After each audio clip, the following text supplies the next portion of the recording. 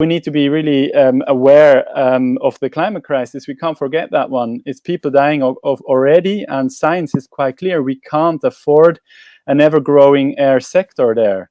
So we really need to see, like, if we need to transport medicine or we need to transport someone for an emergency, it's okay. But we don't need to fly in asparagus from Peru, and we also don't need to think that only holidays far away are fine. And as we see now in this call, we can perfectly meet in this digital space without flying to meet in a studio. So I think also these solutions will have a boost that will replace the air traffic. Well, what do you say? What do you say to the viewer in Dundee? There aren't a million airlines he can choose from here, and how does he get around?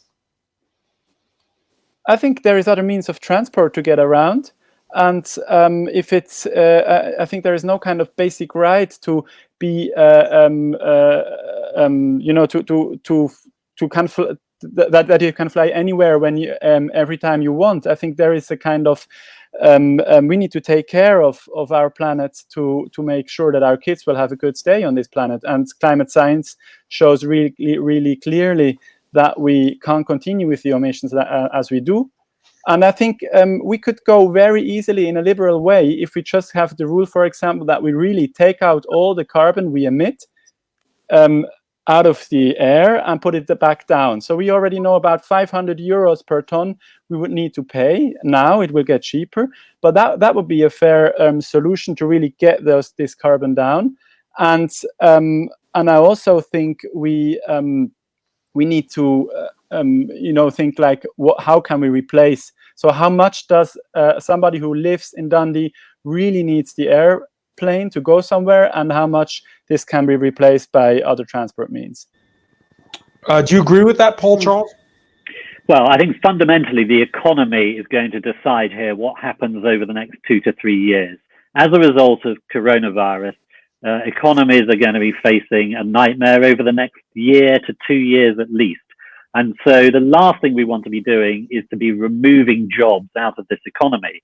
And the danger with restricting air travel, if the demand is there, is that lots of jobs will go in suppliers, in aircraft manufacturers, in airports themselves. So I think in the short term, we've got to protect the jobs that we have to ensure economies can improve as fast as possible. But longer term, it is about technology. Yes, we do have to protect the planet. That's absolutely right. But airlines need to use this opportunity as a reset now to say, okay, we might remove a few short-haul flights. We might put more focus onto long-haul flights where there is no rail alternative, or there is too much water to be able to take a car and simply drive the route.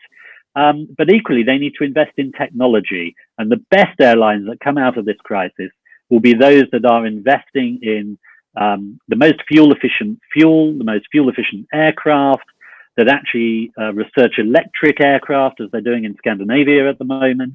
All of these are going to be very important to help the aviation industry in future survive from this crisis. They're going to have to reset. They can't simply go back to how they were.